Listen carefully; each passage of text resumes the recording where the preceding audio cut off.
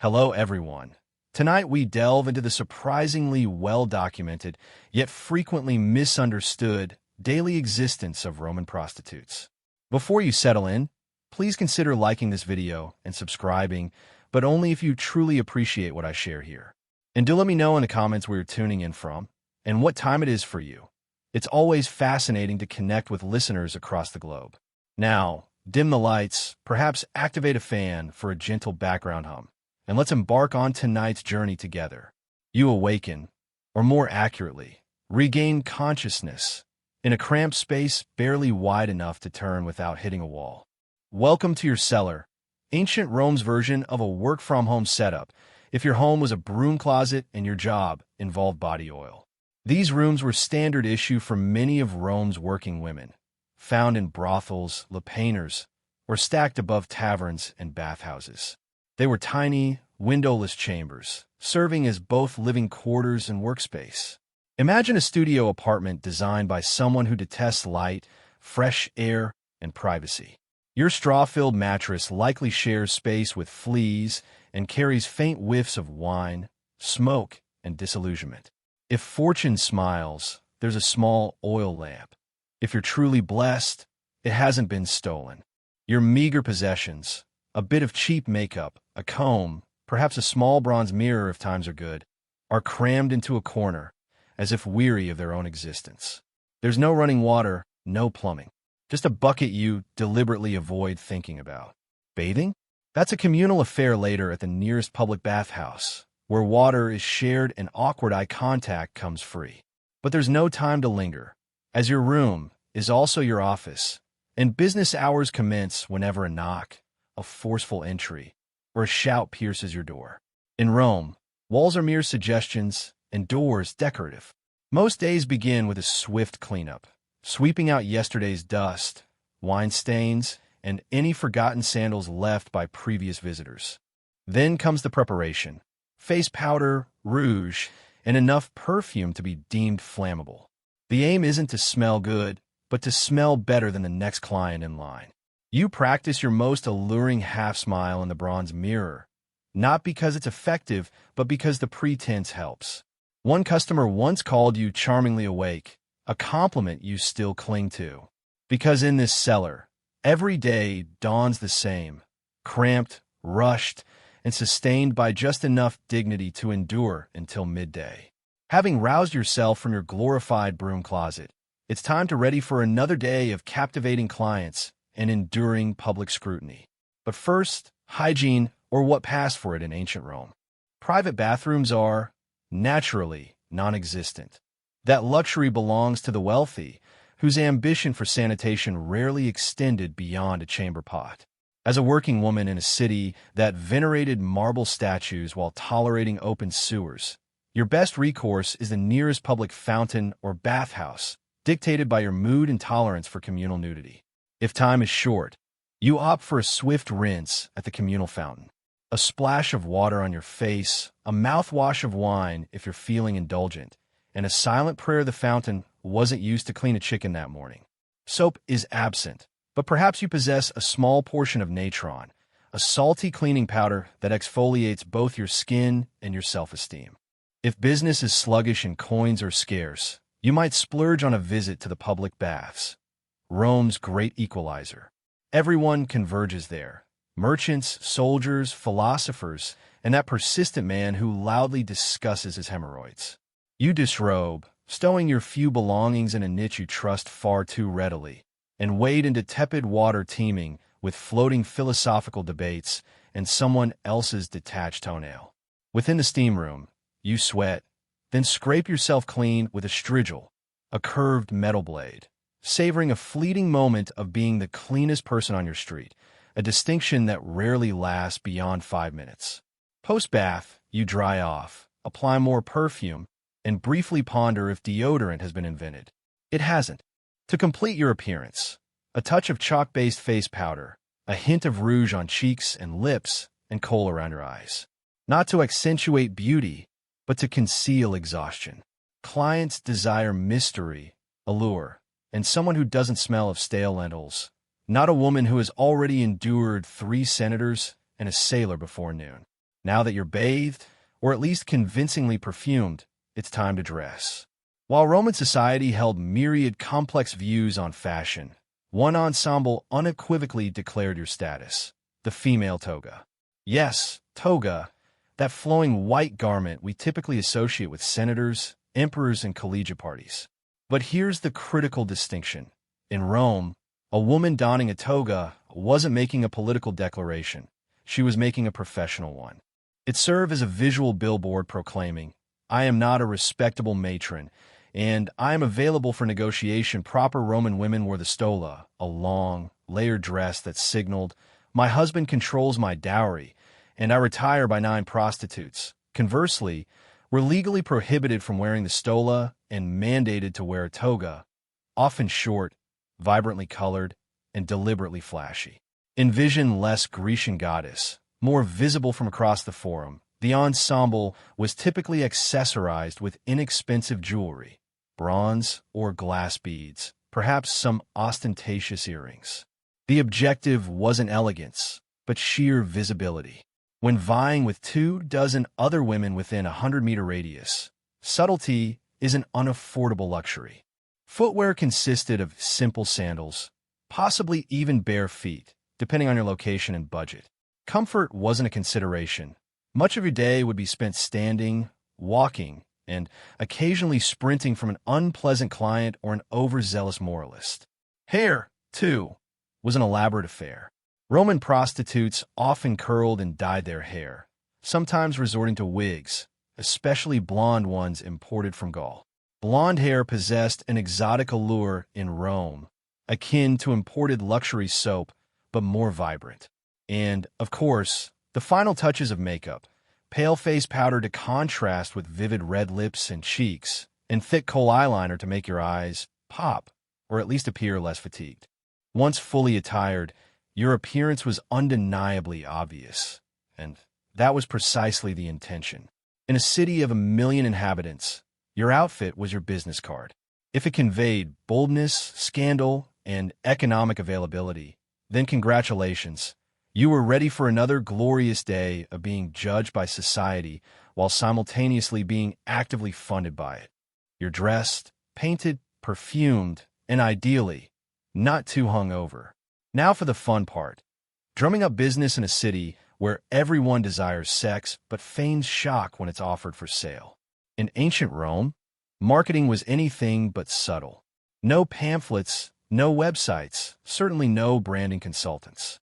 To attract clients, you needed to be seen, heard, or immortalized in graffiti. Preferably all three. Consider location strategy. If you operated from a lapaner, brothel, your office was inherently designed for visibility. Brothels were frequently situated near bathhouses, markets, or drinking establishments.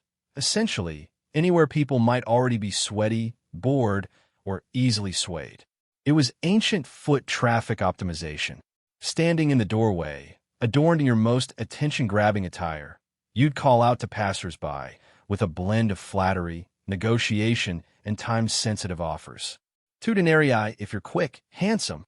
It might sound desperate, but rent was due, and the girl next door just dropped her rate to 1.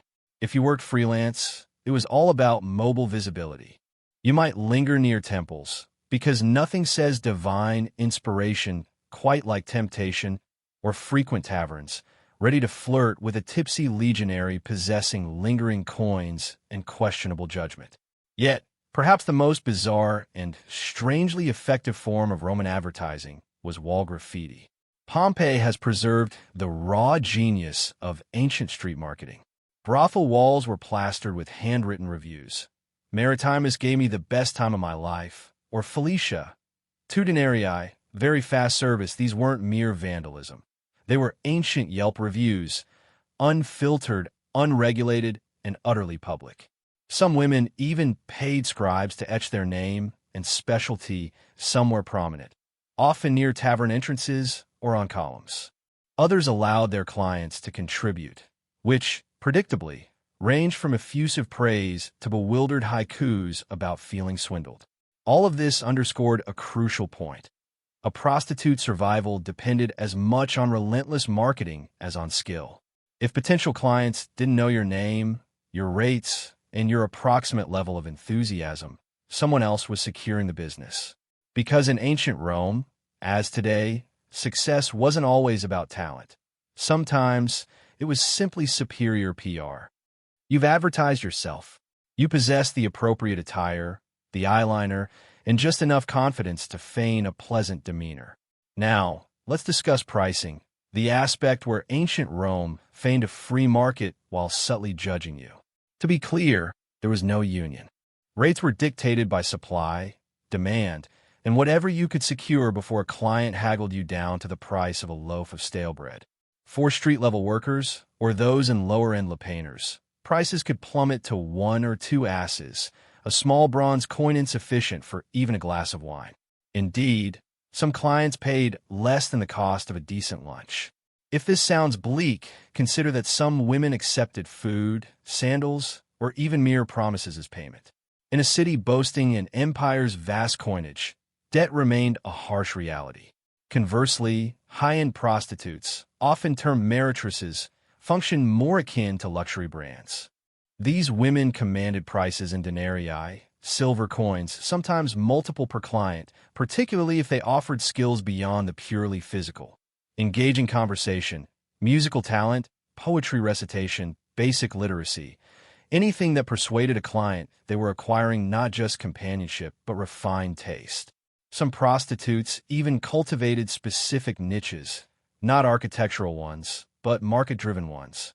Perhaps you specialized in catering to sailors, performing erotic dances, or reciting poetry during an encounter. The more distinctive your brand, the less replaceable you became. Repeat clients might receive a discount, or not. It depended entirely on their promptness of payment and whether they smelled of fermented cabbage. If you operated under a pimp, Leno, or brothel owner, Lena, a substantial portion of your earnings vanished before you ever saw a single coin. And if you were enslaved, payment was non-existent. Merely food, shelter, and a vague assurance that one day you might purchase your freedom, should you somehow win the Roman lottery. Welcome to the lupanar, the Roman brothel. While far from luxurious, it at least offers walls, which already elevates it beyond working behind tavern. Technically, it's a place of business. Realistically, it's a sweaty, stone maze of questionable encounters. The term lupanar derives from lupa, meaning she-wolf, a Roman slang term for a prostitute. Your professional title also served as an animalistic comparison, hardly empowering, but consistent. Most lupanars were 2-story structures, squeezed between bathhouses and bars, ideally situated to capture foot traffic from half-drunk senators and bored sailors. Inside, a narrow hallway led to tiny rooms, each furnished with a stone bed, a thin mattress, and just enough space to prompt existential reflection. There were no doors, only curtains, offering an open-plan atmosphere. Privacy was a privilege reserved for wealthy matrons. You had damp linen and the incessant sound of someone snoring through the thin wall. You weren't alone, of course. A functional lupanar housed several working women and one charming parasite, the Leno, pimp, or Lena, madam. Their role was to skim a portion of your earnings, promise repairs that never materialized, and occasionally bark commands like, "Work faster. He's important." Clients spanned the spectrum from nervous teenagers to sweaty legionaries and balding senators, each claiming their visit was purely philosophical. Some were in and out quicker than a dropped denarius. Others attempted to recite their poetry, which, frankly, was often worse. During lulls, you'd position yourself near the entrance, adopting your best flirty but dead-inside expression while calling out to passers-by. Marketing was largely volume-based. 2 coins, special today. I'll pretend to listen, and the walls were adorned with graffiti. Ancient Yelp reviews lovingly etched into the plaster. Felix was here twice, or Thais gives a good time occasionally. An artistic patron would sketch crude images. Proportions were rarely accurate, but confidence never lacking. Working in a lupanar was far from glamorous, but it offered consistency, a roof over your head, a bed, if you squinted, and, if nothing else, a front row seat to humanity's strangest parade. Not every Roman prostitute worked in a lupanar. Some preferred, or were relegated to, the equally glamorous world of taverns. If the brothel was a chaotic office cubicle, the tavern was more akin to an open-air startup, with more vomit and fewer stock options. Taverns, Caponi or Papini, were where Rome's finest drunkards, merchants, off-duty soldiers, and men with gambling debts converged to drink, shout, and feign understanding of Virgil. For prostitutes operating here, the mantra was simple: serve the wine, sell the charm, dodge the gropes. A typical shift involved pouring watered-down wine into grimy cups for patrons who wouldn't notice the difference. Concurrently, with your other hand, you'd flirt just enough to keep the denarii flowing, but not so much as to incite a brawl, unless the brawl itself proved entertaining, in which case, carry on. Unlike brothels, taverns were technically food establishments, providing a delightful backdrop of boiled cabbage, fish sauce, and pervasive body odor. It was an aroma that clung to your tunic and your spirit, but also afforded opportunities to upsell clients. For 2 more coins, I'll pretend you don't reek of garum. Some women worked the back rooms or upstairs areas, effectively transforming the tavern into a part-time brothel with table service. Others kept interactions more casual, offering companionship, lap-sitting, and overtly suggestive compliments like, "Your toga looks remarkably clean," a high commendation in Rome. Payment was typically immediate. Credit did not exist. If a client attempted to delay, your options included yelling, threatening, or enlisting the bouncer, usually a retired gladiator with a missing eye and a short fuse. The upside: taverns offered greater foot traffic and occasionally better tips. The downside: you functioned as a waitress, therapist, and hostage negotiator all at once, with no compensation for emotional labor. And, of course, the incessant soundtrack: shouting, dice clacking, liar players attempting to impress women, and the occasional drunken argument over who truly invented democracy. Working tavern duty was unpredictable, exhausting, and reeked of despair, but kept the bills paid. Sometimes, that is, if a customer didn't vomit on your sandals first. With an entrepreneurial spirit, but no brothel affiliation, and perhaps an excess of confidence, there was always the street.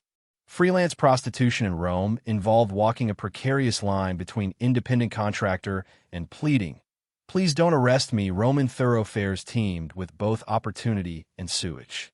Those working outdoors were termed prostibuli, roaming alleys, bathhouse entrances, marketplaces, and occasionally even temple steps, because nothing quite says divine intervention like offering a discount outside a shrine to Venus.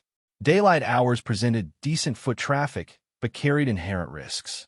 You had to navigate gawking citizens, inquisitive magistrates, and irate matrons convinced your presence corrupted their husbands' self-control. You dressed brightly to command attention. Short tunics, flashy jewelry, perhaps a wig crafted from imported Germanic hair. It was less understated elegance. More visible from across the Circus Maximus, the objective was to capture a client's eye before his wife caught his. Approaching a potential customer involved a delicate dance of flirtation, precise timing, and avoiding being mistaken for a runaway slave. You'd offer a smile, compliment his sandals, and subtly mention your rate before the local vigiles, street guards, decided your entrepreneurialism constituted public disorder. Some clients were courteous, others aggressively parsimonious, and a few were utterly bewildered, simply seeking directions to the bathhouse. You swiftly learned to distinguish them, largely by their level of eye contact and the jingle of their coin purses. Competition was fierce. You contended not only with fellow prostibuli, but also with free lovers, drunken party girls, and even retired gladiators moonlighting on the side. Everyone was vying for a denarius. There were no benefits, no job security, just your charm, your wits, and the ability to walk very swiftly in sandals. Some carried small knives or relied on nearby tavern bouncers. Others simply prayed tonight's customers weren't philosophers with commitment issues. Still, despite its inherent chaos, the street scene offered distinct advantages. You set your own hours, retained your own profits, and weren't beholden to a lino breathing down your neck. Granted, the job sometimes included the occasional drunk goat or philosophical heckler, but at least you were your own boss, in a city where bosses were rarely benevolent. If you considered the life of a Roman prostitute already arduous, allow us to introduce your least favorite client, the Roman tax collector. Yes, the Roman Empire, brilliant engineers, conquerors of the Mediterranean, champions of the toga, also devised a dedicated tax on prostitutes. It was known as the vectigal excapturi, ensuring that even your most awkward encounters contributed to Rome's public infrastructure. Congratulations, your nightly services just funded another aqueduct. This tax wasn't merely unofficial pocket skimming. It was a state-sanctioned system, managed by professional collectors known as publicani. Men somehow, both mundane and terrifying. They maintained meticulous records, demanded cash payment, and likely judged your perfume choices while scribbling on their wax tablets. To legally operate, prostitutes were required to register with the aediles, the Roman equivalent of a city inspector with a penchant for paperwork and moral superiority. Upon registration, your name was entered onto an official list of sex workers. Consider it akin to joining a trade union, except there were no benefits, and instead of a card, you received a branding, literally. Indeed, some sex workers, particularly enslaved ones, were branded or tattooed with marks like lupa or their owner's name. If you wonder about client perception, rest assured, the branding wasn't for them. It was to prevent you from ever feigning respectability later. The tax rate itself fluctuated based on location, class, and whether your clients were somber senators or discount gladiators, but it invariably stung. Payment was per act or per week, depending on a region, with no deductions for emotional labor, uncomfortable silences, or existential dread. Refusing to pay could lead to fines, arrest, or being banned from working, though enforcement was inconsistent, especially if you paid under the table or knew how to charm an aedile. Still, for a profession already steeped in stigma, this tax added insult to injury. Rome, in essence, declared, "We disapprove of your lifestyle. Now, hand over 10%. Yet, on the brighter side, you could proudly claim your labor helped fund another temple, likely dedicated to a goddess who would still ignore your prayers.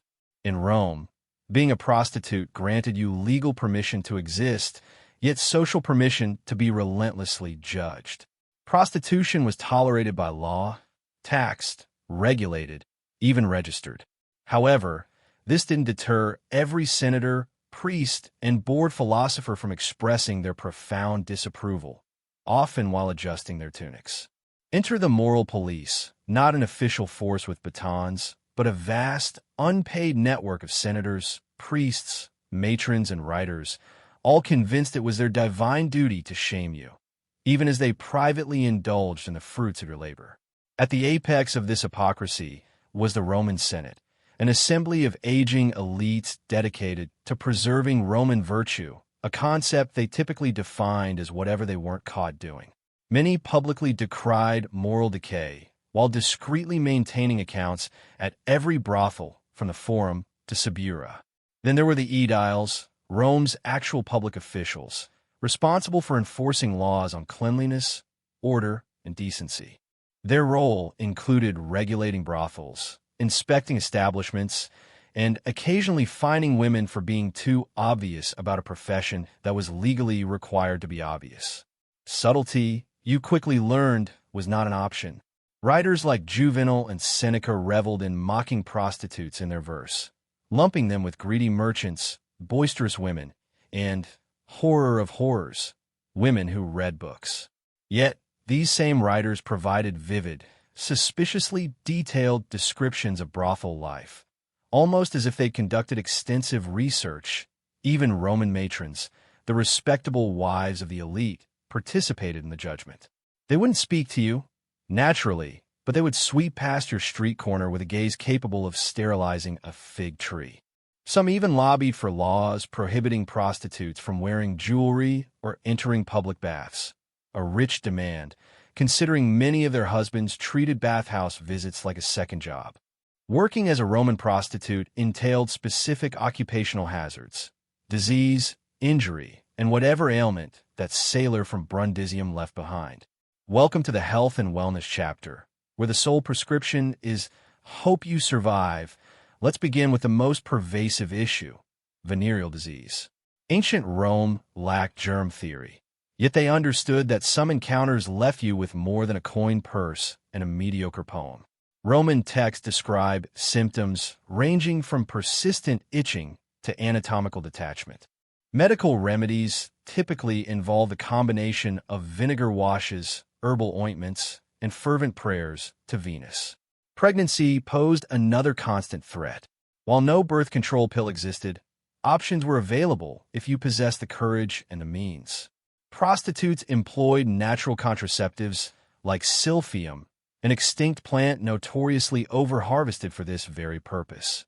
Animal intestines as rudimentary condoms, and wool tampons saturated with herbal concoctions.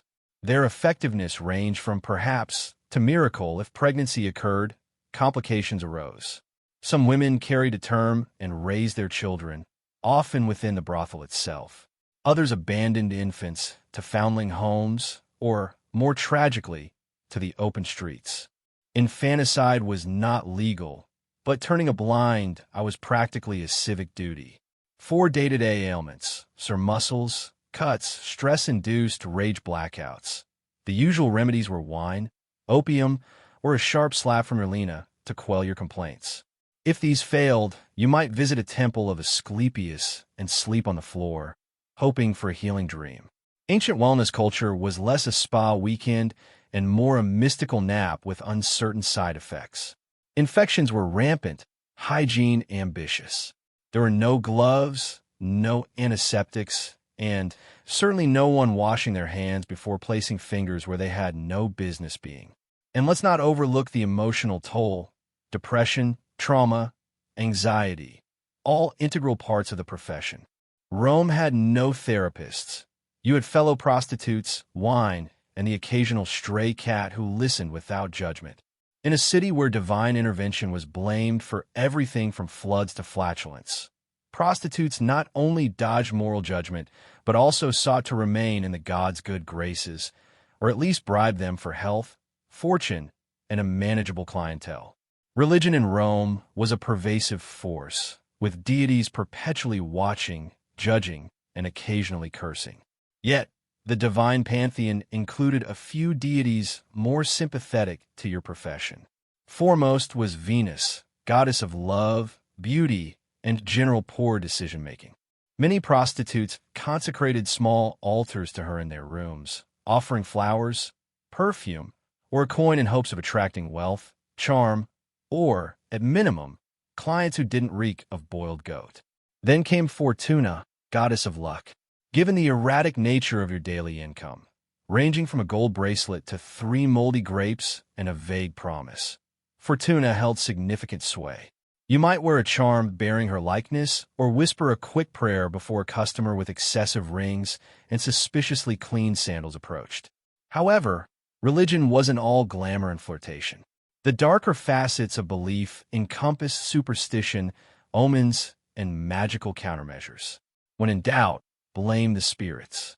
You'd burn incense to ward off the evil eye, tie red cords around your ankle for protection, or even hire a professional which to curse a rival prostitute's hairline. Indeed, curse tablets, known as depictions, have been discovered throughout Roman brothel districts, many resembling ancient Yelp revenge reviews. May her tongue rot. May her clients dry up.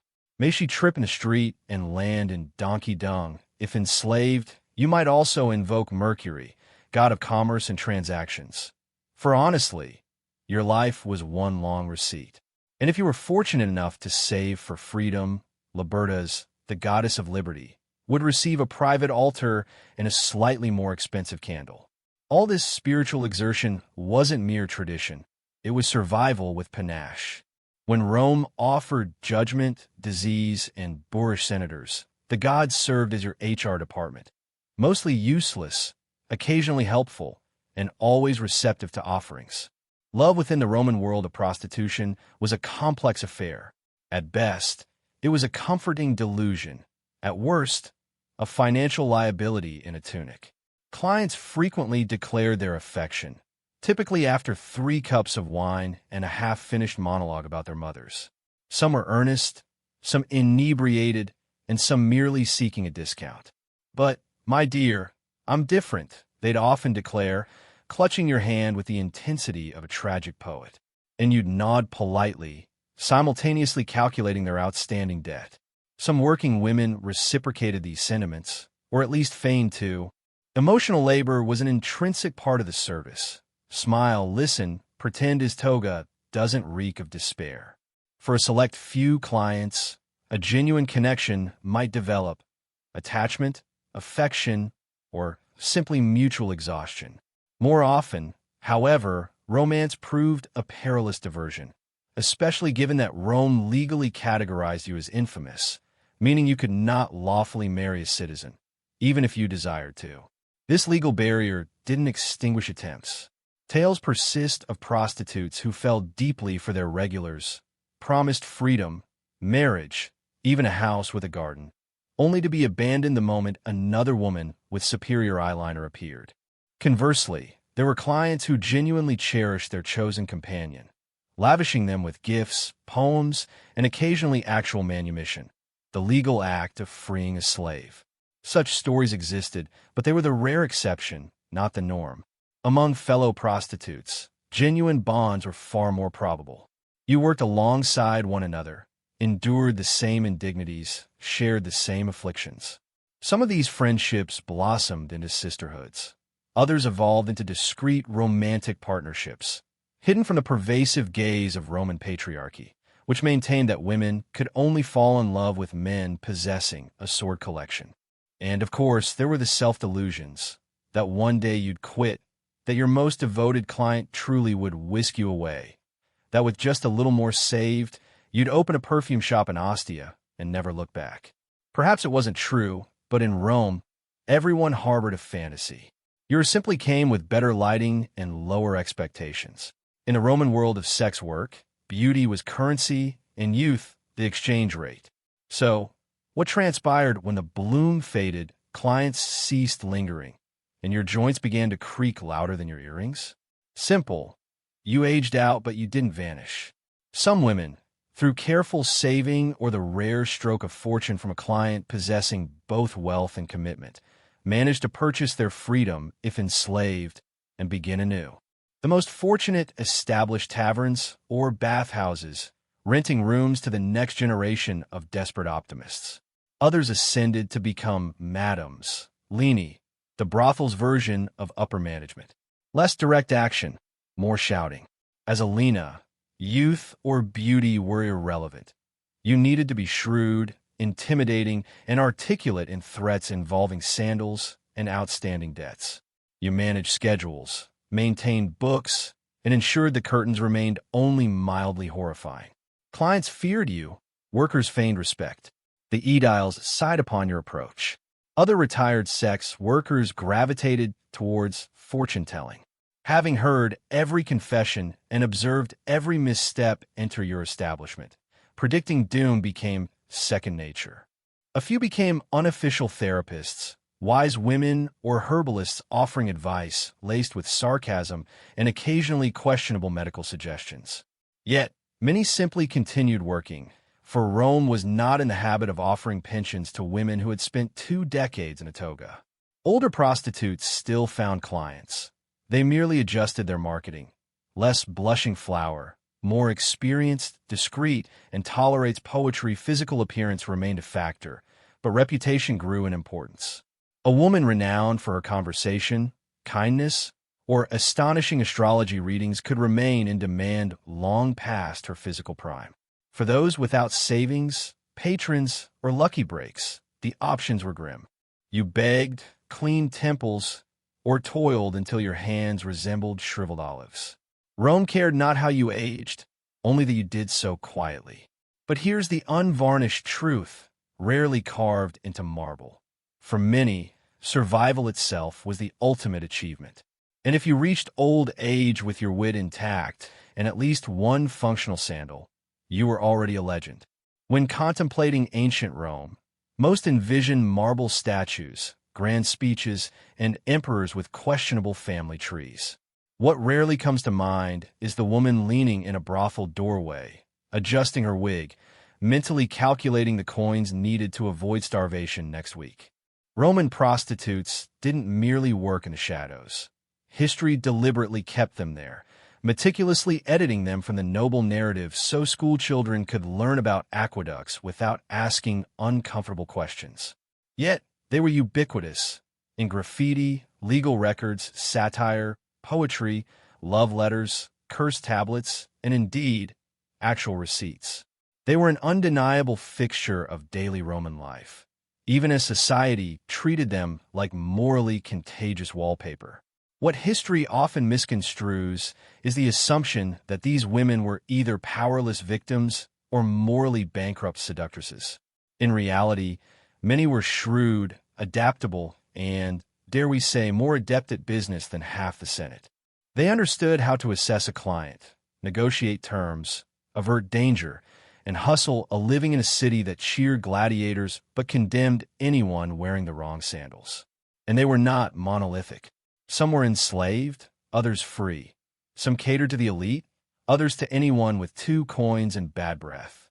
Some loathed every moment, others carved out small pockets of agency and routine. Most existed somewhere in between, much like everyone else in Rome, perpetually feigning wakefulness. Their stories were seldom penned by their own hands. Instead, they were recounted by poets seeking metaphors, by moralists clutching their pearls, or by archaeologists painstakingly deciphering Pompeii's raciest wall scribbles. But here's the remarkable truth. They remain visible in stone carvings, sarcastic graffiti, laws and their loopholes, and fleeting mentions in love poems. These women were erased from respectability, but never from reality. They worked, they laughed, they defrauded, they wept, and they endured. All without marble statues or gilded tombs, leaving only faint ink on crumbling walls. Maritima was here and worth every coin, so the next time someone waxes poetic about the glory of Rome, remember that behind every toga-clad philosopher was a working woman, keeping both the economy and the gossip alive. In the Viking world, warfare was an unrelenting reality, bringing with it a grim tally of injuries. Deep sword cuts, axe wounds, shattered bones, and burns for both fire and frost. Whether on the battlefield or within the village, it was the Lakener, the healer, who was summoned to mend the wounded. These individuals held respected positions within society, seamlessly blending practical herbal knowledge with the profound spiritual traditions of Norse belief. Among the most trusted herbs in a Viking healer's collection was yarrow, Achillea millefolium. Renowned for its remarkable ability to staunch bleeding, yarrow was extensively utilized across northern Europe. Viking healers would crush its leaves and apply them directly to wounds, either on their own or mixed into a poultice.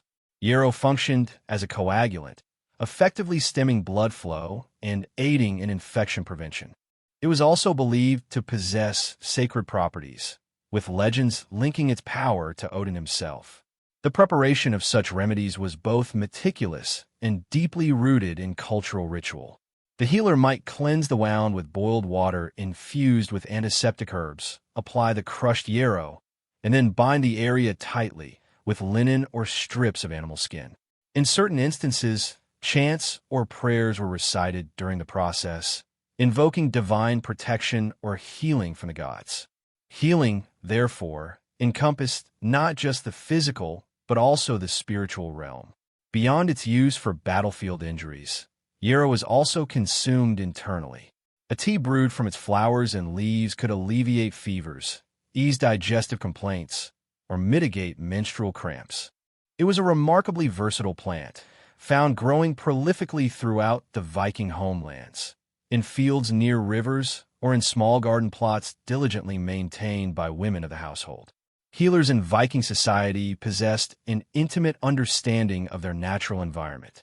They knew precisely which plants flourished in specific seasons, how to harvest them correctly, and how to preserve them for use during the long, dark winters. These traditions seamlessly interwoven elements of Germanic herbal lore with the rich cosmology of Norse mythology. In an era devoid of hospitals or modern antibiotics, the healer's expertise and the potency of plants like yarrow were fundamental to survival and to sustaining strength within a warrior-centric culture. While yarrow addressed bleeding and superficial wounds, the Viking healers' protracted struggle against infection necessitated more profound remedies. Among the most revered herbs for this purpose was Angelica, Archangelica, a tall, aromatic plant with hollow stalks and umbrella-like clusters of greenish-white flowers. It flourished in Scandinavia's cold climates and was deemed so precious that it continued to be cultivated in monastery gardens long after the Viking Age. Angelica held a pivotal role in early northern European medicine, prized for its broad-spectrum medicinal properties. Viking healers utilized its root, leaves, and seeds to prepare various treatments.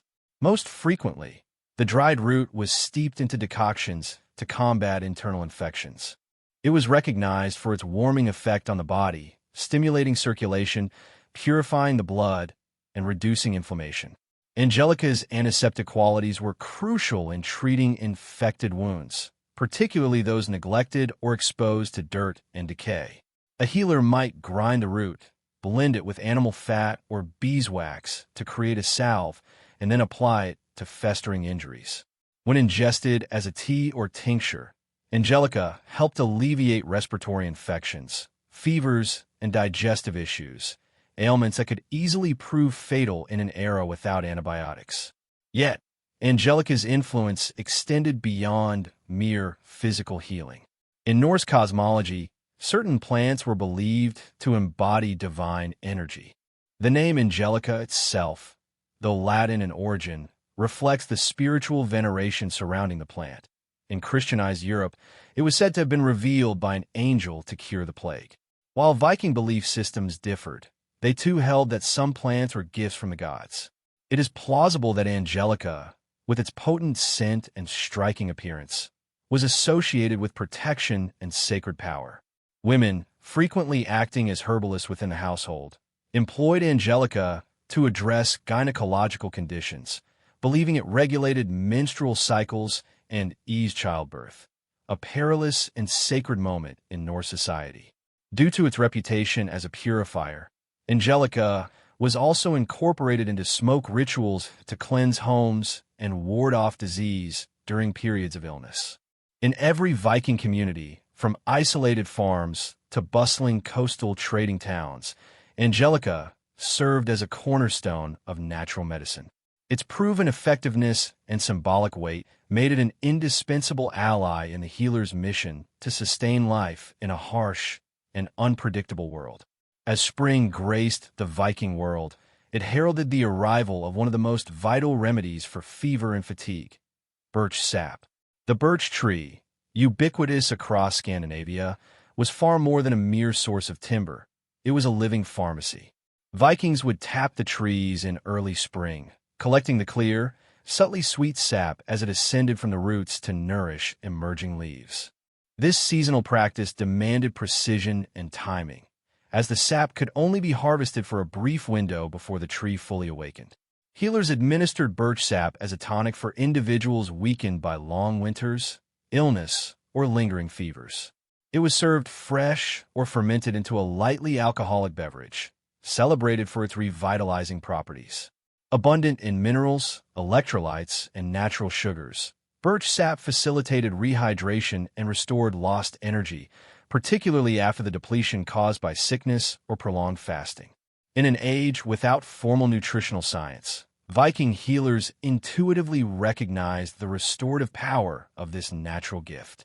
For fevers, healers frequently combined birch sap with infusions of cooling herbs like meadowsweet or elderflower. This gentle concoction helped reduce body temperature while nourishing the patient. In more severe cases, the sap might be mixed with bitter herbs, such as wormwood, to purge the body of what were believed to be harmful humors. The underlying logic was straightforward: cleanse, restore, and rebalance.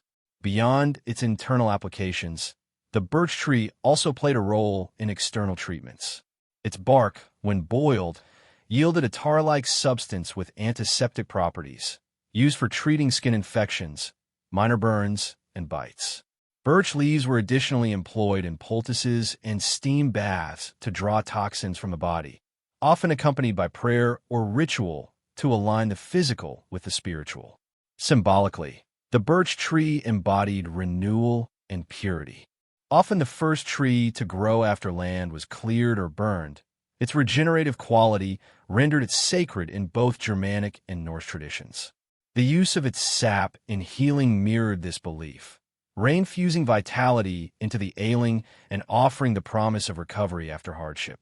In the healer's practice, birch sap was a seasonal treasure, a clear, life-giving elixir that marked the transition of the year and the enduring resilience of health in a cold, often unforgiving land. In Viking herbal medicine, juniper was venerated for its potent cleansing properties, both physical and spiritual.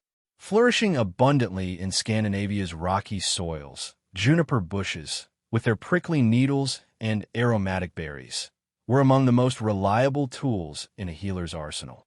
Whether burned, boiled, or brewed, juniper served to purify the body, the air, and even the spirit. Juniper berries were frequently used as a diuretic and a remedy for urinary tract infections. Consumed as a tea or decoction, they stimulated kidney function, assisting the body in flushing out excess water and harmful substances. This made them particularly effective during illnesses involving swelling, bloating, or lingering fevers.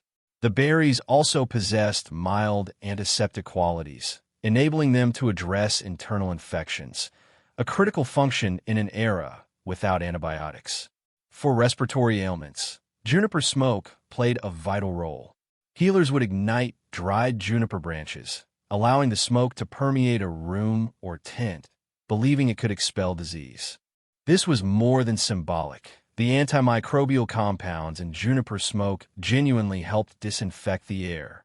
During outbreaks of sickness or after a death, Viking homes and ships might be cleansed in this manner. The practice was both pragmatic and spiritual, banishing both the visible and the unseen. In steam baths and sweat lodges, a tradition shared across many northern European cultures, juniper branches were sometimes placed on hot stones or added to the water. As the vapor ascended, it carried the plant's sharp, invigorating scent, opening the lungs and inducing heavy perspiration. This was thought to cleanse the body of toxins and the soul of imbalance, re-establishing a connection with the rhythms of nature and health. Juniper also held ritualistic significance. Branches might be hung over doorways to deter evil or carried in small bundles by travelers for protection. Its robust, earthy fragrance symbolized resilience, and its presence in healing was a constant reminder that purification extended to unseen forces as much as to physical ailments. For Viking healers, juniper was not merely a remedy. It was a symbol of renewal and defense, a guardian plant standing between the fragile human body and the chaotic forces of the world. Its sharp needles and potent berries helped them repel sickness, one breath of smoke or sip of tea at a time. Among the myriad herbs known to Viking healers, meadowsweet, Philopendula ulmaria, was especially prized for its capacity to alleviate pain and reduce inflammation. Found in damp meadows and along riverbanks, this fragrant plant with creamy white flowers was a cornerstone of early Germanic and Norse herbal medicine. Although they lacked modern terminology, Viking healers intuitively recognized that certain plants possessed the power to cool fevers, mitigate discomfort, and facilitate gentler recovery. Meadowsweet was frequently employed to treat headaches, joint pain, and digestive issues. Its flowers and leaves were dried and steeped into teas, administered to patients suffering from fevers or generalized aches. Common complaints in a harsh climate where physical labor and exposure were daily realities. The herb's soothing effects rendered it an indispensable remedy during periods of illness and recovery. Unbeknownst to the Vikings, meadowsweet contains compounds akin to salicylic acid, the chemical precursor to modern aspirin. This natural pain-relieving ability accounts for its significant effectiveness and widespread use. Healers may not have understood the chemistry, but they certainly observed the results: reduced fever, diminished swelling, and relief from discomfort. These benefits were particularly crucial during the winter months, when colds, joint pain, and respiratory infections were prevalent. For digestive complaints, Pr0stitutes was considered a gentle treatment for nausea, heartburn, and stomach cramps. Its calming properties helped settle the stomach, and it was occasionally combined with other herbs like chamomile or mint, if available, to create a more comprehensive treatment. The plant's sweet scent also made it a comforting addition to healing rituals, which often seamlessly blended the sensory with the medicinal. Pr0stitutes' role transcended purely physical healing. Its delicate, almost ethereal presence connected it to the natural cycles of growth and decay, life and death. As with many Viking remedies, its application might have included symbolic gestures, such as placing its flowers near the ill or incorporating it into burial rites to ease the journey to the afterlife. Some sagas and later folk traditions refer to sweet-smelling herbs as gifts from the gods or spirits of the land.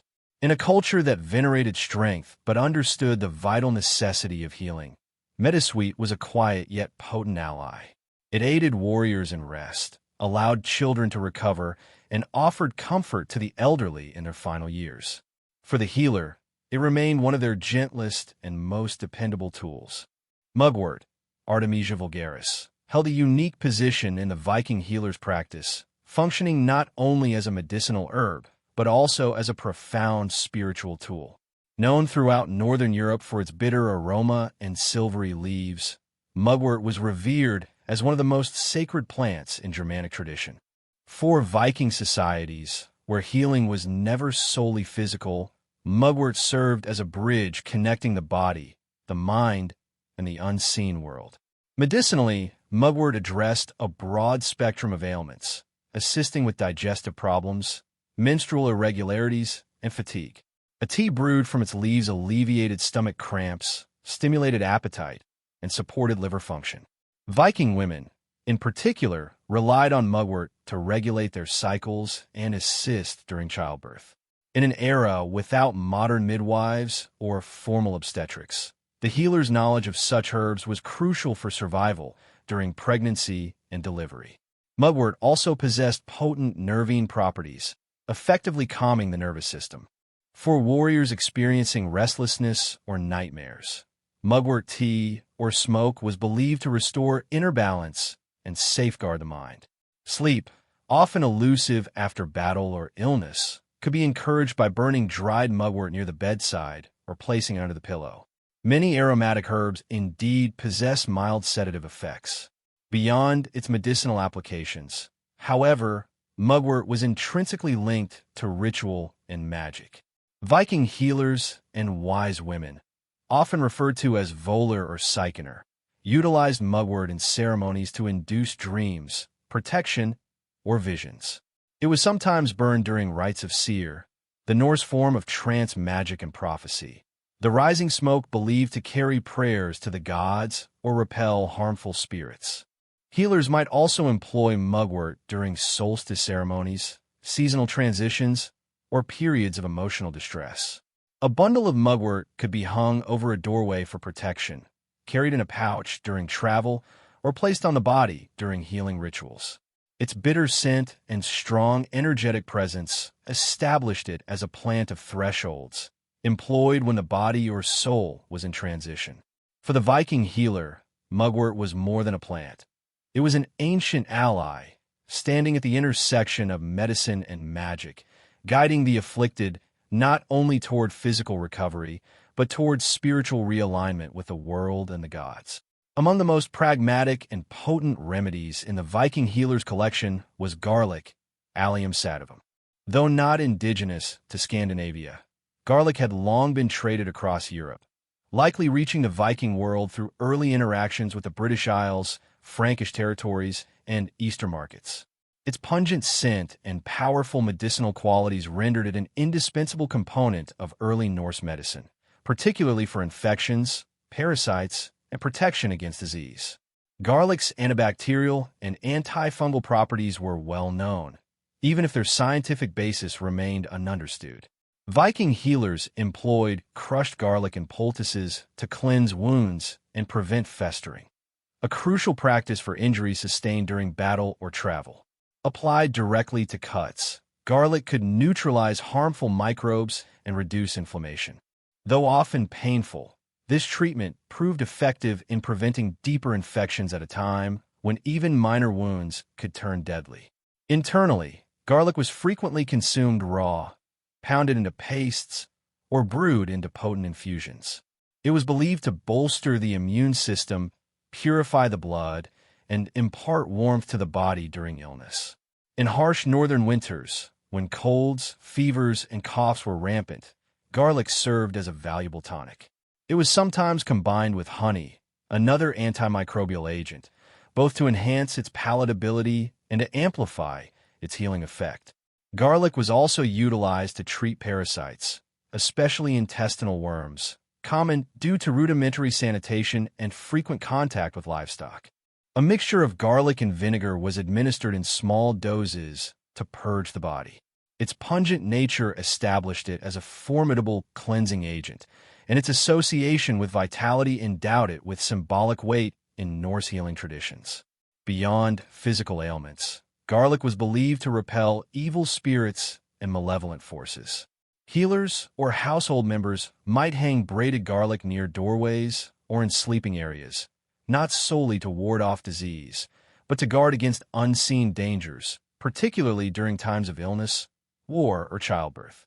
It functioned as both a physical remedy and a spiritual safeguard for Viking communities. For Viking warriors, garlic was not merely a cure, but a form of daily defense. Before raids or arduous journeys, some are believed to have consumed it as part of their preparation, viewing its inherent strength and fire as a protective shield within the body. In this manner, garlic symbolized endurance, combating infection, energizing the weak, and anchoring the body in a perilous, ever-changing world. In the Viking Age, the stinging nettle, Urtica dioica, was far more than a mere nuisance. It was a plant of undeniable power. Despite its painful sting, nettle ranked among the most beneficial and respected herbs in Norse healing traditions. It grew profusely in meadows, along forest edges, and near settlements, making it readily accessible to healers and households alike. Its numerous medicinal benefits and remarkable resilience in harsh conditions mirrored the very strength and endurance that Vikings so deeply valued. Nettle was primarily employed to treat conditions related to blood and overall vitality. Viking healers prepared nettle teas or broths to combat fatigue, iron deficiency, and general weakness. Rich in iron, calcium, and vitamin C, nettle served as a natural tonic, particularly crucial during long winters when fresh food was scarce and illness spread easily. Warriors recuperating from battle or children recovering from fever were frequently given nettle to rebuild their strength. The leaves were dried or cooked to neutralize their sting, then brewed into infusions. These drinks were believed to purify the blood, enhance circulation, and encourage the body to expel harmful substances. Nettle also exhibited a mild diuretic effect, proving useful for treating fluid retention and joint pain, common ailments among laborers and older community members. In external applications, nettle was sometimes utilized in surprising ways. The practice of urtication, striking sore limbs with fresh nettle stalks, was used to stimulate circulation and relieve arthritis or muscle stiffness. Though painful, it was believed to restore warmth and vitality to cold or stiff areas of the body. This method, unusual by modern standards, was deeply rooted in generations of observation and a strong belief in the plant's invigorating properties. Nettle also fulfilled practical roles beyond medicine. Its robust fibers were used to craft rope, fishing nets, and even cloth, especially during periods when flax or wool were scarce. This dual utility, nourishing the body while supporting daily life, rendered nettle a deeply integrated part of Viking culture. Symbolically, nettle was a plant of resilience. It thrived in disturbed soil and returned year after year, regardless of how often it was cut back. In Norse society, where survival demanded both strength and adaptability, nettle perfectly embodied these values.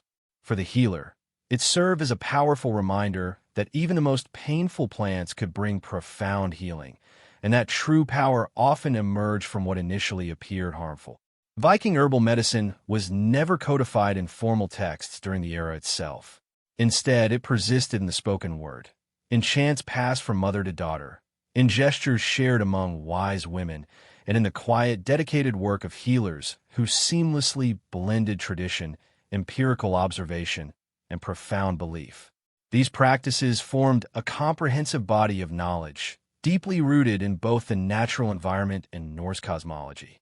To address illness in the Viking world was not merely to cure the physical body, but to re-establish balance within the individual, the household, and the invisible threads connecting them to the gods.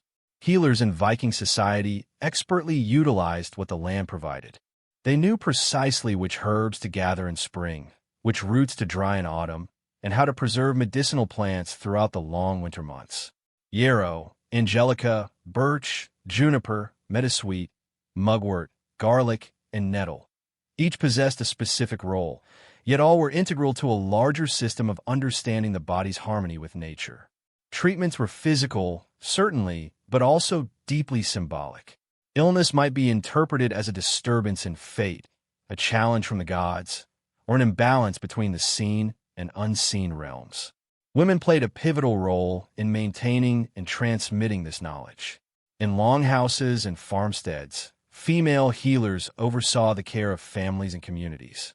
Some assumed more specialized roles, like the volar, seers, who integrated healing with prophecy, often consulted during times of crisis. Their work frequently incorporated sacred herbs, spiritual rituals, and appeals to divine forces like Frigg, Air, or Freya. Healing was not simply a duty. It was an act of profound connection between mortal life and the mythic world. With the advent of Christianity and the gradual decline of Norse paganism, much of this oral tradition either faded or was absorbed into new religious frameworks. Monasteries adopted and preserved some of the herbs and techniques, while others vanished or became shrouded in superstition and fear. Nevertheless, echoes of Viking herbal medicine endure today in Scandinavian folk healing, in contemporary herbalism, and in the renewed interest in ancestral plant knowledge.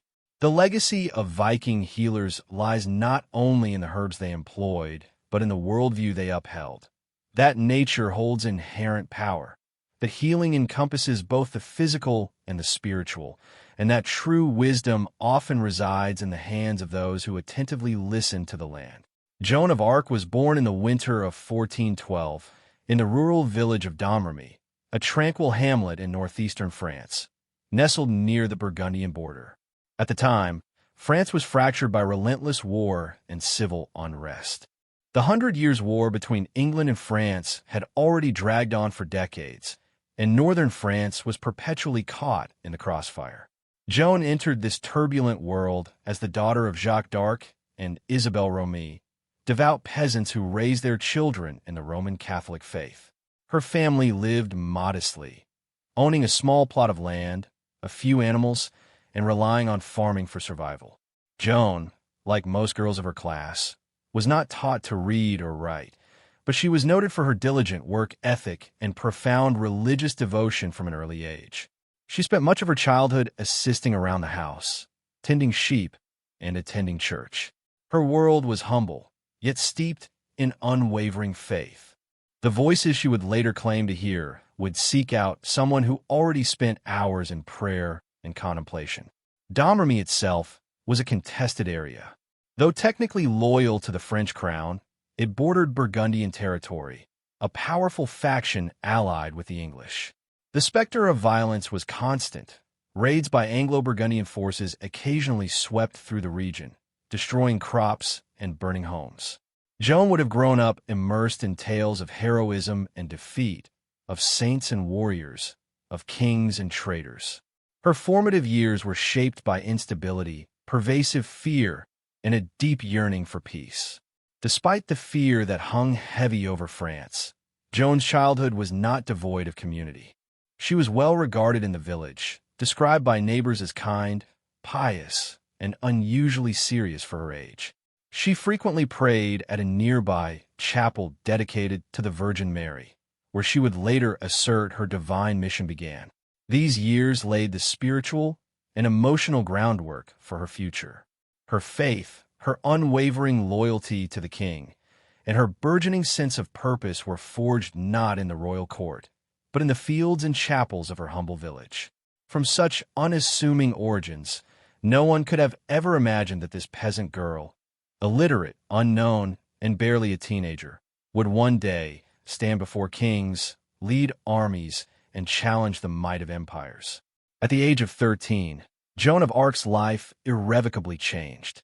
She later testified that in the summer of 1425, while alone in her father's garden, she experienced a profound vision, accompanied by a voice seemingly from beyond this world. Initially, fear gripped her. The voice, enveloped by dazzling light, was accompanied by the appearance of figures she identified as Saint Michael, Saint Catherine, and Saint Margaret, three powerful saints in Catholic tradition. These visions intensified and clarified over time. The message was unequivocal, yet extraordinary. She was chosen by God to help save France. More precisely, her divine mission was to expel the English from French territory and to ensure the coronation of Charles the Dauphin as the rightful king of France. It was a staggering revelation for a young peasant girl with no military experience, no formal education, and no social standing. Joan initially confided in no one, keeping the visions private, fearing disbelief or retribution. But the voices persisted, relentlessly urging her to act. Over the subsequent years, she grew increasingly convinced of her mission's authenticity.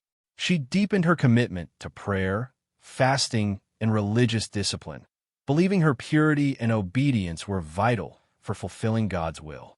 By 1428, France's political and military situation had deteriorated further. The English had seized much of northern France, and the crucial stronghold of Orleans was under siege. The Dauphin remained uncrowned, his legitimacy in question. Joan, now 16, believed the moment for action had arrived. She traveled to the nearby town of Vaucouleurs, requesting an audience with the local commander, Robert de Baudricourt, claiming she bore a message for the king. At first, Baudricourt and his men dismissed her, finding a teenage girl claiming divine guidance hardly credible. But Joan was unyielding. She returned repeatedly, speaking with a conviction that disquieted some and impressed others. Eventually, after hearing of her piety and learning she had predicted a military setback in Orleans before news reached town, Baudricourt relented. He agreed to send her, dressed in men's clothing and under armed escort, to meet the Dauphin. Joan's extraordinary journey from peasant child to military envoy had begun, guided by visions, unwavering faith, and an unshakable sense of destiny. In early 1429, Joan of Arc reached Chinon, where Charles, the uncrowned Dauphin of France, held his court. The journey had been arduous and perilous, spanning over 300 miles through enemy territory, dressed as a man to evade attention and assault. Upon finally standing before the royal court, she was met with skepticism and intense curiosity. Charles, uncertain of her motives and wary of deception, decided to test her. He began by disguising himself in plain clothes, hiding among his courtiers. Joan, having never seen him before, immediately singled him out and addressed him directly. Witnesses were astonished. She reportedly revealed details to him that only he and his closest advisors could have known, possibly pertaining to a private prayer or secret doubt. For many in the court, this was the first indication that something inexplicable was at play.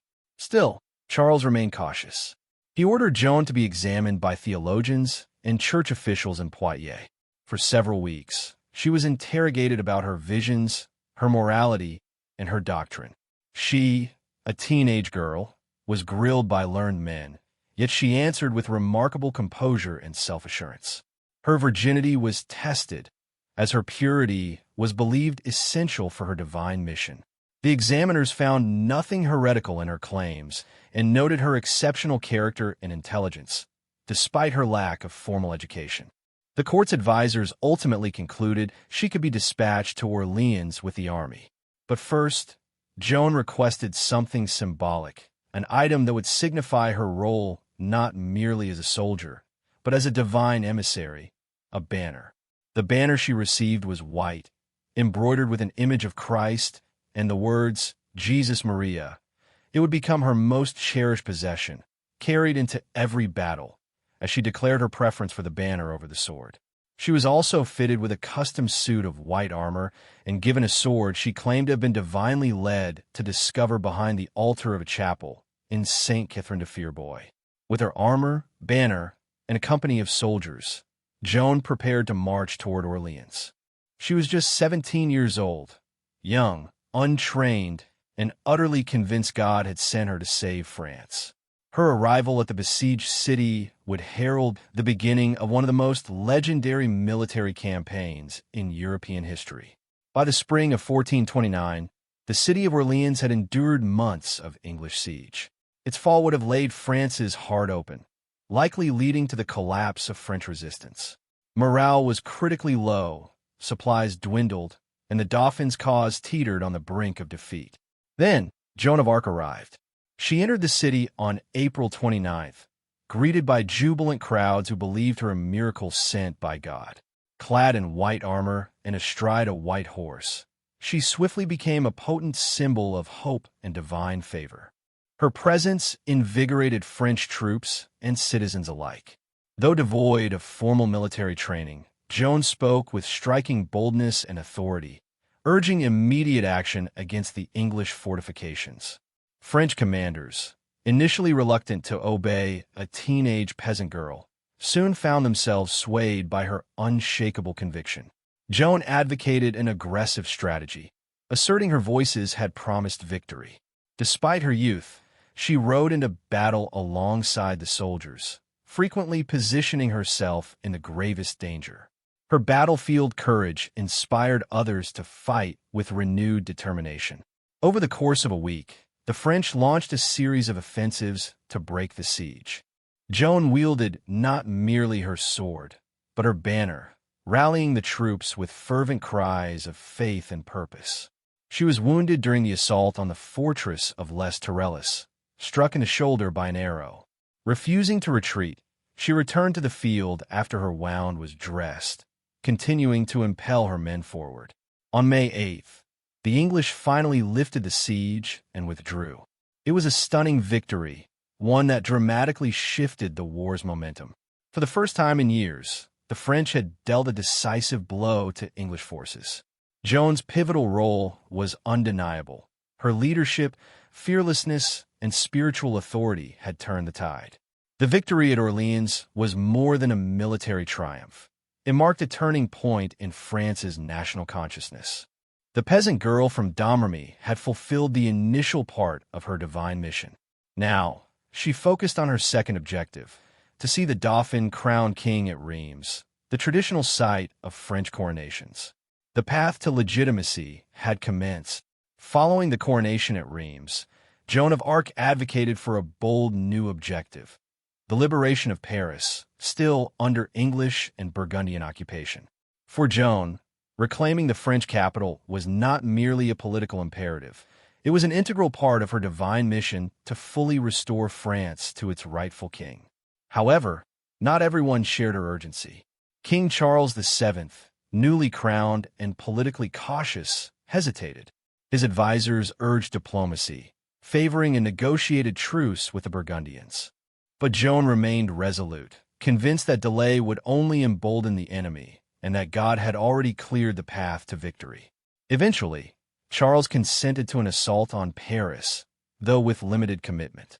He provided insufficient troops and delayed the campaign, weakening the effort before it even began. Joan arrived outside the city in early September 1429 and prepared for battle. Paris was well defended, boasting strong walls and seasoned English and Burgundian forces within.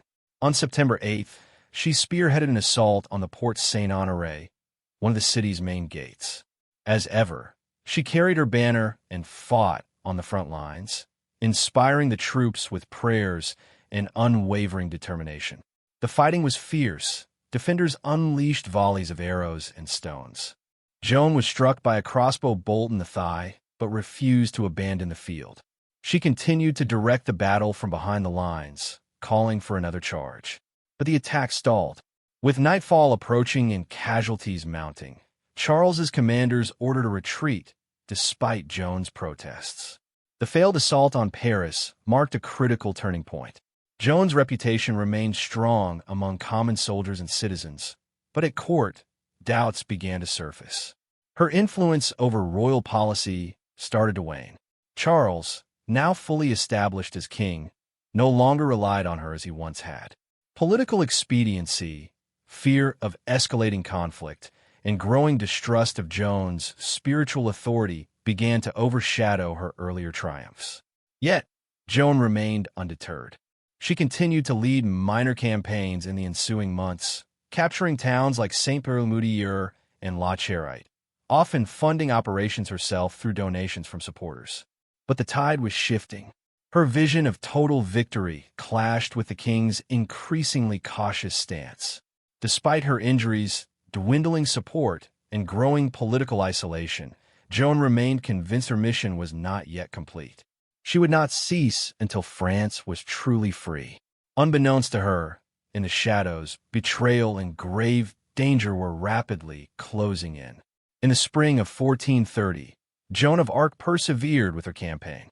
Despite her increasingly precarious position, her battlefield successes had not translated into enduring political power.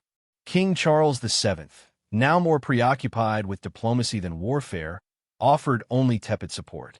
Joan, acting largely on her own initiative, directed her attention to the town of Compiègne, which faced an imminent threat from Burgundian forces. She arrived in May 1430, hoping to defend the city and galvanize the local populace. However, the odds were stacked against her. The Burgundians, English allies, were closing in with superior numbers. On May 23rd, Joan led a small force in a sortie to challenge the besiegers and disrupt their lines. As the skirmish unfolded outside the city walls, French forces were compelled to retreat. Joan remained behind, determined to cover the withdrawal and protect her soldiers. In the ensuing chaos, the city gates closed prematurely, trapping Joan and a few companions outside. Surrounded by Burgundian cavalry, she fought fiercely until she was pulled from her horse and taken captive. Her capture was a devastating blow, not only for Joan herself, but for the morale of the entire French people. The girl who had once lifted the siege of Orleans and crowned a king now found herself a prisoner. The Burgundians held Joan for months, treating her more as a political prize than a common captive. She was eventually sold to the English for a substantial sum, an act that solidified her status as a dire threat to their cause. The English viewed her not merely as a military adversary, but as a dangerous symbol of resistance and divine legitimacy. Throughout her captivity, Joan attempted escape on more than one occasion. In one instance, she leaped from a high tower, sustaining severe injuries but miraculously surviving. Even in chains, her will remained unbroken. She demanded to be treated as a noble prisoner of war, not as a criminal or heretic. But the English harbored different intentions. They did not plan to hold her indefinitely. Their aim was to dismantle her credibility, her image, and the potent power she had come to embody. Her trial was already being meticulously prepared. Joan's capture at Compiègne signaled the beginning of her final, most harrowing chapter. She had ascended from obscurity to the pinnacle of power, only to be betrayed, abandoned, and delivered into the hands of her enemies. Yet, her story was far from concluded. After months in Burgundian custody, Joan of Arc was transferred to English hands and brought to Rouen, the English administrative capital in occupied Normandy. There, beginning in January 1431, she faced a formal ecclesiastical trial, not as a prisoner of war, but as a heretic, a designation that permitted her captors to strip her of honor and execute her under church law. The trial was meticulously orchestrated by the English, but conducted by a panel of pro-English French clergy, led by Bishop Pierre Cauchon, a staunch opponent of Joan and loyal to the Burgundian cause. Its true objective was not justice, but the wholesale destruction of Joan's legacy. By branding her a heretic, the English sought to undermine the legitimacy of Charles VII, whose coronation she had facilitated. Joan was confined in a secular prison, guarded by male soldiers, a direct violation of church law. She was denied access to legal counsel, threatened with torture, and interrogated relentlessly, often for hours without respite or support. Despite being a 19-year-old peasant girl confronting some of France's most learned men, she defended herself with remarkable intelligence and composure. Over several months, she was questioned about her visions, her attire, her faith, and her role in the war. The judges focused particularly on her claim to divine voices and her insistence on wearing men's clothing, an act considered both heretical and unnatural by church standards. Despite their relentless pressure, Joan remained steadfast in her testimony. She maintained that her voices originated from God, that she had acted in obedience to divine command, and that she had always remained faithful to the church. At one juncture, when asked if she believed she was in God's grace, she famously retorted, "If I am not, may God place me there. If I am, may God keep me there." It was a profound response, neither arrogant nor self-condemning, and one that impressed even her inquisitors. But the verdict was never truly in doubt. Political expediency outweighed truth. Joan was ultimately condemned for heresy, largely based on her refusal to renounce her visions and her insistence on wearing male attire, which she had resumed in prison for protection. Her sentence was death. The girl who had once inspired a nation would now be silenced, not by defeat in battle, but by a court of men determined to obliterate her from history. Or so they believed. On the morning of May 30th, 1431, Joan of Arc was led to the marketplace in Rouen, bound to a wooden stake and burned alive. She was just 19 years old. As the flames ascended around her, she reportedly called out the name of Jesus repeatedly and requested a cross be held before her eyes. A soldier, moved by her courage, provided her with a small wooden cross. Witnesses recounted she faced death with calm resolve. Her execution was intended to be definitive, a stark warning, a silencing of a dangerous symbol. However, it achieved the opposite effect. Instead of being erased, Joan became a martyr. Even English and Burgundian observers were disturbed by the spectacle. Some wept. Others openly questioned whether the church had committed a grave injustice. One English cleric present reportedly exclaimed, "We are lost. We have burned a saint." Over the ensuing years, Joan's image only intensified. Her unwavering faith, her unparalleled courage in battle, and her dignified defense at trial became the bedrock of a powerful legend. In 1456, 25 years after her death, and following a formal investigation ordered by Pope Calixtus III, Joan's trial was declared invalid. She was officially exonerated, her name cleared of heresy. In the centuries that followed, Joan of Arc evolved into a unifying symbol for France. During periods of national crisis, particularly the French Wars of Religion and later the Franco-Prussian War, her story was invoked as a beacon of courage, patriotism, and divine mission. Artists, writers, and historians immortalized her life. Her visage appeared in stained glass, sculpture, and literature. She was celebrated as both a warrior and a mystic, a simple peasant and a national heroine. In 1920, nearly 500 years after her execution, the Catholic Church formally canonized Joan of Arc as a saint. The girl who had been condemned by church officials was now one of its most revered figures. Her feast day is celebrated on May 30th, the anniversary of her martyrdom. Today, Joan of Arc remains one of the most iconic figures in world history. Her life defied every expectation: peasant, prophet, warrior, prisoner, saint. Through faith and conviction, she altered the course of a kingdom. Through fire, she entered legend. And through memory, she endures. The life of a medieval baker commenced in darkness. Long before roosters crowed or church bells tolled, bakers were already diligently at work. Their day frequently began around midnight, while most of the town slumbered. The quiet streets were cold and still, but within the bakehouse, flames crackled, flour dust hung suspended in the air, and the rhythmic sound of kneading commenced. Medieval bread was not produced on a whim. It demanded precise timing and a seasoned hand. Bakers relied on sourdough starters, carefully nurtured fermenting dough that imparted both rise and flavor to the loaves. Commercial yeasts were non-existent. Everything was achieved by feel, scent, and accumulated experience. The flour was often coarse, ground at a local mill, possessing a unique character influenced by region, season, and grain quality. Some bakers even incorporated bran, barley, or beans to extend their flour supplies. Water was drawn from wells or public fountains. Every ingredient had to be measured and mixed by hand, frequently in the dim glow of oil lamps or candles. The mixing trough was typically wooden, and the dough required kneading until it attained the ideal texture, a task demanding considerable strength and repetitive effort. During colder months, the dough needed to be kept warm with cloths or near the hearth to rise adequately. The oven, usually a large, domed brick structure, had to be heated hours before baking. Bakers would ignite bundles of wood inside until the walls radiated sufficient heat to bake several batches of bread. Ashes were carefully raked out, and the oven floor cleaned with a damp cloth or a wooden peel before the loaves were skillfully slid in.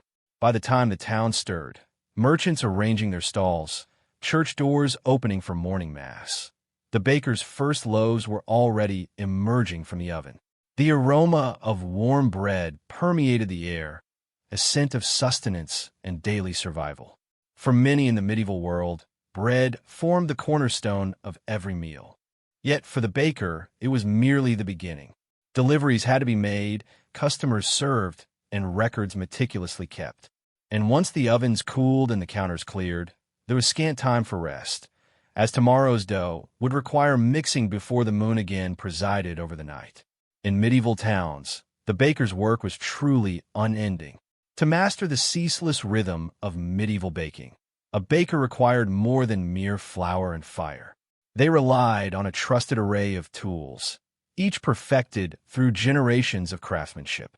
The bakehouse itself was often a simple stone or timber-frame structure, but internally it was a world of specialized purpose.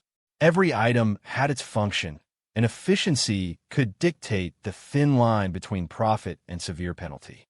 The undisputed heart of any bakery was the oven. Typically constructed from clay or brick, these were massive, dome-shaped structures, engineered to retain heat for hours. Heating the oven was no swift task. Bundles of wood, often oak or beech, were incinerated inside until the walls radiated the ideal temperature. Then, the ashes were carefully raked out, and the bread was loaded using a peel, a long-handled wooden paddle that enabled bakers to slide loaves deep into the hot chamber without burning themselves. The kneading trough was another indispensable item, usually carved from a single block of wood or assembled from heavy planks. These troughs were wide and low, allowing bakers to exert their full weight into the work. The dough was mixed and worked by hand, and larger bakeries sometimes operated several troughs concurrently to meet demand.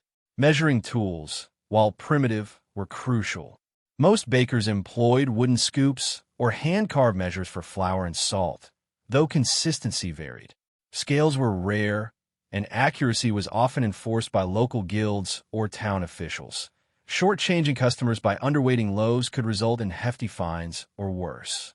Flour was stored in cloth sacks or wooden barrels, while water was hauled in buckets from wells or streams. Some bakeries also possessed sieves for removing husks or debris, particularly in more prosperous towns where finer bread was expected by wealthier clientele. Coarser flours, however, remained common for the lower classes. Perhaps the most invaluable tools were the baker's own hands, calloused, experienced, and refined by years of repetition. They intuitively knew when dough was ready, when the oven reached optimal heat, and when a loaf was emitting its final, telltale, crusty song, every tool had to be meticulously cleaned and prepared before the next day's work. These humble tools were integral to a larger rhythm, a cycle of labor, skill, and heat that transformed raw grain into life-sustaining bread. In the hands of a medieval baker, each tool contributed to feeding an entire town. In the medieval world, bread transcended mere food. It was the cornerstone of every meal and an unequivocal marker of social class. Nearly everyone consumed it daily, yet not all bread was created equal. What you ate profoundly signaled your societal standing. The wealthiest citizens, nobles, clergy, and prosperous merchants demanded the finest bread, known as manchet or white bread, crafted from meticulously sifted wheat flour. This bread was soft, pale, and costly. Its production necessitated extra labor, rigorous grinding, thorough bran removal, and the exclusive use of the grain's most refined portions. This labor-intensive process elevated its cost, rendering it far beyond the reach of commoners. For townspeople and tradesmen, Revel bread, or wheat bread, was the standard. Still wheat-based, it was less refined, slightly darker, and more nutritious. It struck a balance between cost and quality, and bakers sold it in far greater quantities than manchet. In some towns, regulations mandated that this bread be sold at a fixed weight and price, preventing bakers from exploiting the hungry. But for the poor, laborers, peasants, and beggars, there was maslin bread or black bread, often a coarse mix of rye, barley, oats, and whatever else was accessible. This bread was dense, rough, and at times bitter. In lean periods, bakers might even extend it with beans, peas, or chestnut flour. It was filling, certainly, but also a stark reminder of one's immutable place in society. In monasteries, bread varied according to the order. Some monks consumed simple loaves in adherence to their vows of poverty, while wealthier institutions produced high-quality white bread for guests and senior clergy. Bread also functioned as a social instrument. During feasts, affluent lords would use trenchers, thick slices of stale bread, as disposable plates. After the meal, these were either consumed by servants or distributed to the poor. Charity was frequently dispensed in the form of bread, handed out at monastery gates or from noble kitchens. A skilled baker had to grasp these societal divisions. They didn't merely bake one type of loaf, but produced multiple varieties daily to cater to the entire town's needs. Bread was not simply nourishment. It was economy, hierarchy, and identity baked into every crust. In a world where most subsisted on meager provisions, bread definitively demarcated who possessed abundance and who merely endured. Being a baker in medieval Europe transcended mere skill. It was fundamentally a matter of law. Bread was deemed so essential to life that its production was rigorously regulated by local authorities and trade guilds. For a baker, non-compliance didn't just mean poor business. It could lead to public humiliation, loss of livelihood, or even imprisonment. In most towns and cities, guilds exerted control over the profession. These associations of craftsmen regulated quality, training, pricing, and supply. Bakers' guilds established stringent standards for the weight, size, and ingredients of bread. These standards were not optional. They were enforced through regular inspections and severe penalties. New bakers often underwent several years of apprenticeship before being permitted to operate their own ovens. Guild membership was both a privilege and a form of protection, granting bakers the right to sell in the town market and ensuring a degree of economic stability, yet also binding them to a system of strict accountability. If a baker was apprehended selling underweight loaves or substituting inferior ingredients, guild officials could fine them, suspend them, or entirely revoke their right to bake. Beyond the guilds, municipal authorities also scrutinized bread quality. In England, for example, the assize of bread and ale, a law dating back to the 13th century, precisely dictated how much bread a customer should receive for a fixed price, which adjusted with grain costs. Officials known as bread weighers or ale tasters conducted surprise inspections and reported transgressors. Punishment for violating bread laws could be dramatic. Some bakers were pilloried, confined to public stocks where they were mocked or pelted with stale bread and spoiled food. Others were compelled to parade through town with substandard loaves strung around their necks. In extreme instances, a repeat offender could be permanently banned from the trade or exiled from the town. These regulations weren't solely about fairness. They were about societal survival. Bread riots posed a genuine threat during periods of famine or inflation. Town leaders understood that if the populace suspected they were being cheated out of their daily bread, widespread unrest could ensue. For the medieval baker, therefore, precision was more than a point of pride. It was a legal obligation. Every loaf had to meet the stipulated mark, for in the eyes of both the guild and the town, baking was not merely a trade. It was an indispensable public service. Operating a medieval bakehouse was not merely demanding. It was inherently perilous. Fire, while essential, posed a constant threat. Ovens needed to reach exceptionally high temperatures to bake dense loaves, and maintaining the heat involved burning substantial quantities of wood, often within enclosed spaces constructed of timber, thatch, or stone, blackened by years of smoke. Most bakehouses featured a large, domed oven built from clay or brick, typically positioned against an outer wall to facilitate airflow and loading. To heat it, bakers ignited a roaring fire within the oven itself. Not a casual campfire, but an intense blaze intended to superheat thick walls capable of radiating warmth for hours. Once the fire had burned sufficiently, bakers would rake out the embers, clean the hearth with a damp rag or sand-soaked brush, and commence baking. Yet, even a moment's carelessness could lead to catastrophe. Stray embers could escape, thatched roofs could ignite, and in densely packed towns and cities, a bakehouse fire could spread with terrifying speed. Consequently, many towns mandated that bakehouses be located on the outskirts or constructed with specific fire-resistant materials, if the baker could afford them. Bakers also contended with significant health risks. Prolonged exposure to intense heat and smoke took a toll on their lungs and skin. The strenuous labor of lifting heavy flour sacks and kneading massive batches of dough gradually wore down the body. Burns were common on arms, hands, and faces, acquired while loading and unloading hot loaves with long wooden peels. Some cities featured communal bakehouses, particularly in poorer neighborhoods. Families would prepare dough at home and bring it to a central oven managed by a professional baker. While this system conserved fuel and reduced fire hazards in private homes, it introduced its own set of risks. Loaves could be burned, stolen, or tampered with.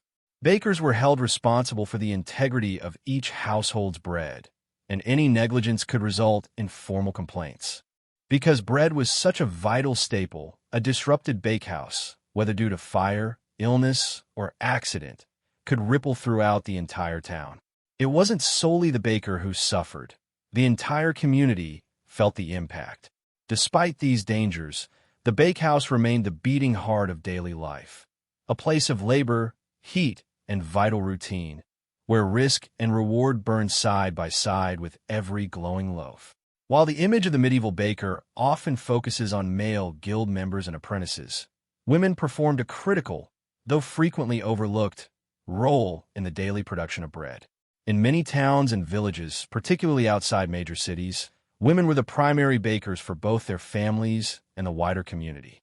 Their presence in the bakehouse was indispensable for maintaining hot ovens and feeding the populace. In rural areas, household baking was typically undertaken by women. They baked for their families using communal ovens or small hearths, and during times of surplus, they might sell loaves at market or from their doorstep. For many women, this supplementary trade in bread provided a rare source of independent income. In cities, too, bakers' widows were often permitted to continue their husbands' businesses, sometimes becoming successful bakery owners in their own right. Guilds, while largely male-dominated, were not entirely exclusive. In certain regions, notably parts of Germany and France, female bakers received formal recognition. Women could inherit licenses, manage bakeries, and train apprentices, including daughters or nieces. Some even successfully petitioned for full guild rights, albeit after navigating considerable legal and social challenges. Women in bakehouses performed the same arduous work as men, mixing dough in massive troughs, hauling water and flour, managing oven temperatures, and selling bread in markets. Many also worked as bread sellers, traversing the streets with baskets balanced on their heads or carts laden with loaves. These women often served as the public face of the bakery, directly engaging with customers and managing daily sales. Despite their labor, women were frequently paid less and received less recognition than their male counterparts. They were also more susceptible to accusations of selling underweight or poor quality loaves, facing harsh penalties for infractions. Nevertheless, their contribution remained essential, especially during periods of war or plague when men were absent and communities relied on women to sustain the food supply. Baking also intertwined with motherhood and caretaking. A woman skilled in baking was perceived as capable and respectable, ensuring her household was fed, preserving culinary traditions, and transmitting vital knowledge. In numerous families, recipes and baking techniques were passed down from mother to daughter, like cherished heirlooms. In every corner of medieval society, from noble kitchens to village ovens, women profoundly shaped their world through bread. Though history often left them unnamed, their hands were among the first to touch the dough that would nourish entire towns. In medieval Europe, bread was not merely food, it was sacred. Few institutions influenced bread-making more profoundly than the church, which not only consumed vast quantities of bread, but also shaped its symbolism, regulation, and distribution. In monasteries, cathedrals, and village chapels alike, bread served as a symbol of life, sacrifice, and divine presence. Central to this connection was the Eucharist, the Christian rite wherein bread transformed into the body of Christ. The preparation of this bread, often termed the host, adhered to stringent guidelines. Only the finest white wheat flour was permissible, and it had to be unleavened. In monasteries, specific monks were assigned this holy duty, baking in silence, frequently at night, in special ovens. These wafers were stamped with sacred symbols and handled with utmost reverence. However, the Church's relationship with bread extended far beyond ritual. Monasteries were among the largest landowners and food producers in medieval Europe. Many operated their own bakehouses, producing enormous quantities of bread for the monks, their laborers, and guests. The daily monastic diet typically comprised multiple servings of bread, paired with cheese, ale, or pottage. For the poor, monasteries also functioned as vital lifelines, distributing alms bread to beggars and travelers who waited at their gates. Cathedrals and parish churches frequently received bread donations from local bakers and affluent patrons. These offerings might be displayed on feast days, distributed to the needy, or utilized in ceremonial processions. Some towns even maintained special bread altars where loaves were blessed and distributed in memory of the deceased. The church also played a significant regulatory role. In certain towns, ecclesiastical courts arbitrated disputes between bakers and customers, particularly in areas where the local clergy governed commercial life. They helped enforce fair prices and weights, often driven by the conviction that defrauding customers of bread was not merely dishonest, but sinful. On religious feast days, special breads were baked, rich, spiced loaves shaped into crosses, doves, or other sacred forms. These celebratory breads marked the rhythm of the liturgical year and were often shared within the community to strengthen bonds of faith and fellowship. In the medieval imagination, bread was not only sustenance, it was spiritual nourishment. For the baker, supplying bread to the church signified more than earning money. It meant participating in the sacred economy of life, where dough became divine and the oven echoed with ritual as much as routine. In the medieval world, bread was profoundly entwined with power. For rulers, mayors, guild masters, and kings, controlling the price, supply, and quality of bread was as critical as maintaining public order. Given that bread constituted the staple food for most of the population, often comprising 70% or more of a person's diet. Its availability was directly linked to political stability. The most overt manifestation of this control was through price regulations. Cities and kingdoms established official rates for bread via laws, such as the assize of bread and ale in England, which linked the price of a loaf to the current cost of grain. Should grain prices rise due to poor harvests, drought, or war, bakers were expected to adjust the size of their loaves, not the price. This implied that during times of scarcity, bakers had to produce smaller loaves for the same price, frequently eroding their own profits. However, if a baker was caught shortchanging customers or selling loaves below the legal weight, the punishment could be severe. Authorities viewed such cheating not merely as theft, but as a betrayal of public trust. In some towns, bakers were pilloried, forced to stand in public stocks while holding underweight loaves. Others faced fines, public shaming, or were even permanently banned from baking. Bakers were also mandated to keep detailed records of grain purchases, flour usage, and the number of loaves baked. Inspectors could appear unannounced to weigh loaves and examine ovens. During particularly tense periods, such as war or famine, bakers were sometimes placed under military guard to ensure equitable distribution. Bread riots were among the most feared expressions of civil unrest. When bread became scarce or unaffordable, mobs could swiftly form. In such instances, bakers might be accused of hoarding flour or favoring the wealthy. Entire shops could be looted and records destroyed.